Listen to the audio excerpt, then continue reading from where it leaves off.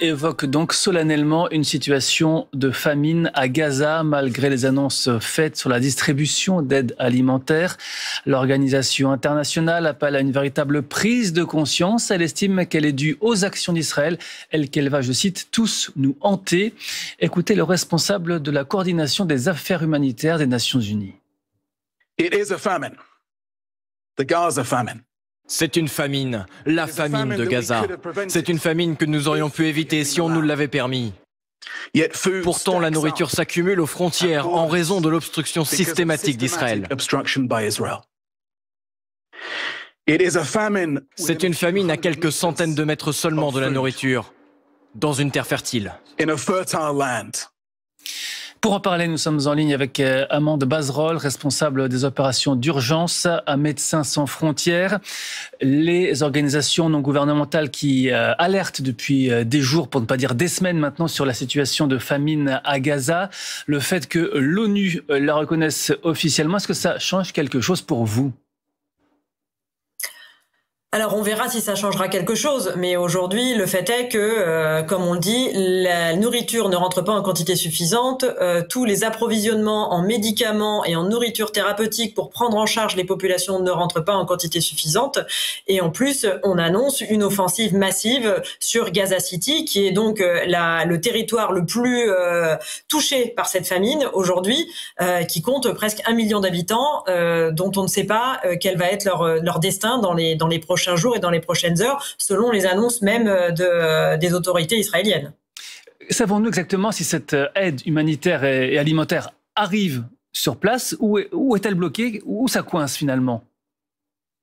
Alors il y a plusieurs choses. Effectivement, le peu qui rentre, après avoir affamé des gens pendant des mois et des mois, évidemment, les gens sont extrêmement inquiets de ne pas y avoir accès, donc vont au devant des camions qui sont envoyés sur certaines routes, arrêtés aux demandes des Israéliens, ce qui fait que ça finit toujours sur un pillage par les habitants qui sont présents et qui sont autour. Et en plus de ça, il y a systématiquement des nouvelles restrictions administratives qui empêchent les camions de rentrer, que ce soit empêcher certaines organisations, puisqu'on nous demande à toutes les organisations de se réenregistrer aujourd'hui en Israël via de nouvelles modalités, dont certaines organisations n'ont absolument pas le droit de faire entrer des camions tant qu'ils n'ont pas finalisé cet enregistrement, qui a peu de chances d'aboutir.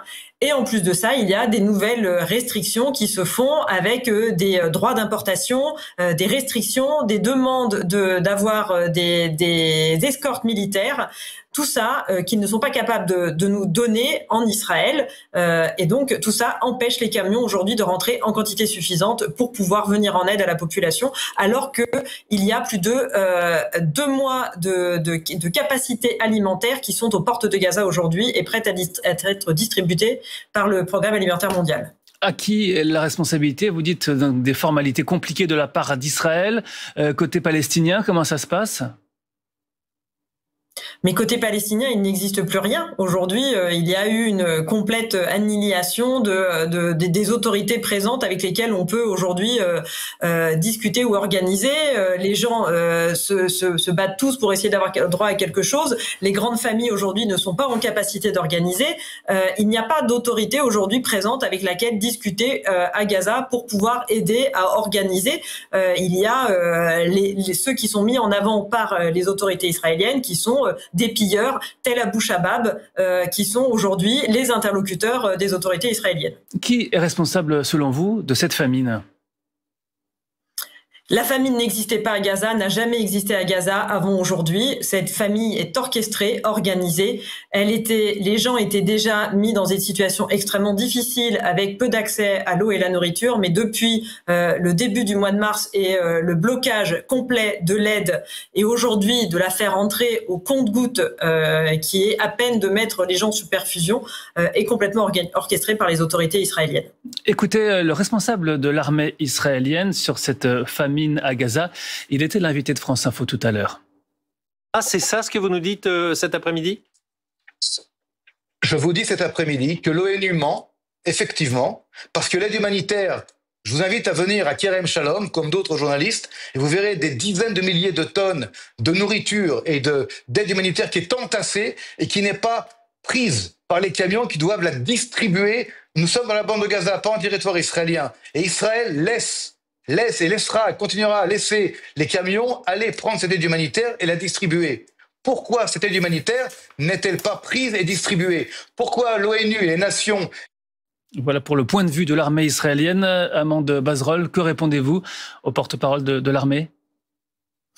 Nous ne pouvons pas bouger dans Gaza sans l'accord des autorités israéliennes et des forces israéliennes. Nos mouvements sont coordonnés. Ils nous autorisent à passer, ils nous disent où nous arrêter, ils nous laissent venir. Nous n'avons 75% du territoire est sous contrôle israélien. Aujourd'hui, contrôle absolu israélien, qui sont extrêmement dangereux. Nous avons, les organisations humanitaires, eu beaucoup d'incidents. On ne peut pas se déplacer sans leur autorisation. Donc, on ne peut pas dire que ce sont nous qui ne venons pas chercher les camions et ça me paraît absolument incroyable d'entendre ça. Quel serait l'intérêt aujourd'hui des organisations de ne pas venir en aide alors que, comme ils le disent, il y a énormément d'aide qui attend d'être distribuée. Quel serait l'intérêt des organisations humanitaires? Je ne comprends pas en fait ce propos, mais le fait est qu'aujourd'hui c'est organisé d'une manière qu'on a peu de jours où on peut venir les chercher, peu de camions qui sont autorisés à venir les chercher, des camions qui sont absolument ouverts pour montrer ce qu'il y a dedans, pour être sûr que les pilleurs, s'il y en a, puissent y avoir accès, et sur des routes qui sont indiquées seulement par les autorités israéliennes et qui nous demandent en plus de nous arrêter à certains points pour être sûr que on est obligé de suivre ces injonctions. C'est l'armée qui nous dit de le faire. Et donc ces injonctions font qu'on doit arrêter les camions à des endroits et qu'ils laissent place aux pilleurs pour pouvoir y accéder. Comme ça a déjà été le cas avant, c'était le cas déjà avant la trêve en décembre où ils envoyaient toujours les camions dans les pilleurs qui étaient d'autres pilleurs à l'époque, qui étaient le fameux pilleur Abu Shabab qui est aujourd'hui l'interlocuteur à nouveau principal des autorités israéliennes et qui veulent mettre en responsabilité de l'administration de Gaza aujourd'hui. Une autre polémique aujourd'hui sur la proportion de civils tués à Gaza. L'armée israélienne explique qu'il y a une victime sur deux qui serait civile. D'autres chiffres révélés aujourd'hui estiment que ce serait 83% la proportion de civils. Sur place, est-ce que c'est compliqué à estimer, en tout cas la proportion de civils touchés? Est-ce que vous avez arrivé à l'estimer, vous? C'est assez facile de voir que déjà, vu la proportion de femmes et d'enfants et de personnes âgées qui font partie des victimes des bombardements, donne déjà une proportion assez facile du nombre de morts. Donc 18 000 enfants sur 62 000 blessés, c'est colossal et c'est absolument inacceptable. Et je ne parle que des victimes des bombardements. On ne parle pas, tout ça ne comprend pas les victimes aujourd'hui de la faim, de la malnutrition, de l'absence d'accès aux soins, et toutes ces morts-là ne sont pas encore comptabilisées. On ne parle aujourd'hui dans ces 62 000 morts que des gens qui sont morts sous les balles et sous les frappes israéliennes. Merci beaucoup, Amande Bazrol, responsable, je le rappelle, des opérations d'urgence à Médecins sans frontières. Extrêmement difficile d'évaluer la situation précise. Nous sommes connectés avec Caroline Bedos, responsable du pôle Moyen-Orient à Médecins du Monde. Alors, il y a cette polémique sur les chiffres et puis il y a cette réalité sur le terrain. Vous constatez évidemment que de nombreux civils, trop nombreux civils, meurent chaque jour à Gaza. Absolument. Nos équipes sur le terrain et dans nos cliniques constatent des taux extrêmement élevés de malnutrition. Nous manquons de médicaments pour traiter énormément de pathologies. Et ce que l'on constate, c'est que la faim est aujourd'hui utilisée comme arme de guerre à Gaza, avec une population qui manque absolument de tout et un contexte dans lequel aucun endroit n'est sûr pour la population qui est constamment sous l'effet de bombardement. Parce que nous parlons de victimes de mort, bien sûr, mais il y a aussi la vie quotidienne à suivre. Absolument. On constate même pour nos propres équipes, qui sont des soignants, des infirmiers, des médecins, la difficulté de survivre au quotidien, la difficulté, et ces images le montrent, d'accéder à de la nourriture, avec aujourd'hui un dilemme absolument effroyable pour la population à Gaza, qui est de se rendre sur un de ces peu de sites de distribution de la Gaza Humanitarian Foundation au risque de mourir sous les tirs ou mourir de faim parce qu'il n'y a pas d'aide humanitaire qui rentre. Je rappelle que les ONG et les Nations Unies ont des camions qui sont stockés à la frontière avec des palettes de nourriture, de médicaments qui sont prêts à rentrer depuis des mois et qu'on ne nous laisse pas faire notre travail et apporter toute l'aide dont cette population a besoin. Vous avez évoqué la faim comme arme de guerre et justement à ce propos, l'ONU évoque de façon très solennelle aujourd'hui cette situation de famine malgré les distributions d'aide humanitaire. L'organisation internationale appelle à une prise de conscience générale et estime que cette situation est due aux actions d'Israël et qu'elle peut nous hanter. Écoutons le responsable de la coordination des affaires humanitaires des Nations Unies et vous réagirez juste après. It is a famine. The Gaza famine. C'est une famine, la famine de Gaza. C'est une famine que nous aurions pu éviter si on nous l'avait permis. Pourtant, la nourriture s'accumule aux frontières en raison de l'obstruction systématique d'Israël. C'est une famine à quelques centaines de mètres seulement de la nourriture, dans une terre fertile. Caroline Bedos, vous nous confirmez donc que l'aide est présente sur place, mais qu'elle est bloquée. Absolument. L'aide est bloquée. Les quelques communications qu'on entend de la part des autorités israéliennes sur le fait qu'ils ont autorisé ici et là des camions à rentrer, c'est un écran de fumée. C'est quelques camions au regard des besoins de 2 millions de personnes. C'est évidemment très largement insuffisant. Et aujourd'hui, cette déclaration des Nations Unies qui stipule très clairement qu'il y a une famine en cours à Gaza, c'est le résultat de ce que nous constatons depuis des mois et ce que nous alertons comme risque de mort, parce que quand on parle de famine, on parle très concrètement de mort d'enfants, de femmes et de personnes âgées dont la vie est en danger chaque jour qui passe. Donc oui, pour nous, la famine à Gaza, elle est réelle. La famine, dans ce cas précis, est une décision. Un cessez-le-feu est aussi une décision. À qui faut-il attribuer cette famine dont vous parlez depuis des semaines et des mois maintenant, puisqu'Israël, de son côté, accuse le Hamas de détourner l'aide humanitaire, l'aide alimentaire, pour la revendre? Alors, le système de l'aide humanitaire tel qu'il est organisé à travers le système des Nations Unies, avec des ONG dont c'est le métier et qui sont capables d'apporter un niveau d'assistance humanitaire d'ampleur et selon des principes humanitaires de respect des populations, est un système éprouvé qui existe dans tous les pays en proie à des crises. Et nous sommes tout à fait en capacité de délivrer cette aide humanitaire à échelle.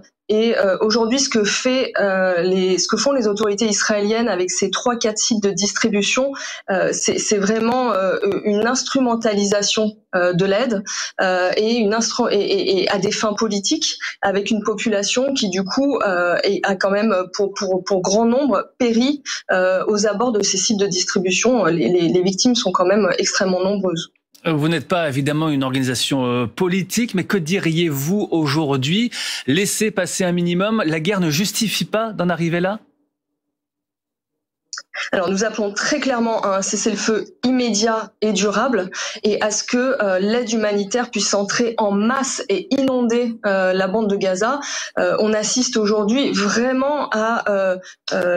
en fait, c'est extrêmement grave. Je crois qu'on n'a plus les mots là au niveau des témoins que nous sommes encore sur ce territoire. On a extrêmement de grandes difficultés à travailler, mais malgré tout, aujourd'hui, les mots ne suffisent plus. Les images, les récits, on est vraiment à bout de ressources et c'est toute une population, il y a 2 millions de personnes aujourd'hui qui, si rien n'est fait, va tout simplement mourir. Vous comprenez l'importance de votre témoignage et de ce que vous pouvez avoir des personnes sur place ou à proximité. Vu de France, on peut se dire, mais est-ce qu'on pourrait faire quelque chose pour venir en aide à ces populations ? Hors politique toujours. Et là, on s'aperçoit qu'en fait, donner à Médecins du Monde, ça veut dire donner à personne, parce que ça n'arrive pas sur place. Alors, bien sûr que nous pouvons et nous travaillons encore. Nous avons plus d'une centaine de collaborateurs Médecins du Monde dans la bande de Gaza et nous opérons nous-mêmes des cliniques. Aujourd'hui, nous avons des stocks qui s'amenuisent, mais nous procédons à plus de 1000 consultations par jour, donc plus de 10 000 par semaine. Donc, nous avons absolument besoin du soutien de la communauté internationale et de nos concitoyens. Et surtout, nous avons besoin de toute la société civile et les individus. Chaque voix compte pour faire pression aujourd'hui sur les instances dirigeantes, les États, et faire en sorte que ça cesse et que ça cesse maintenant, parce que nous assistons vraiment à une barbarie qui laissera des traces sur notre humanité tous, autant que les uns les autres. L'appel est passé, la faim comme arme de guerre, c'est ce que vous nous avez dit cet après-midi. Merci Caroline Bedos, responsable du pôle Moyen-Orient à Médecins du Monde.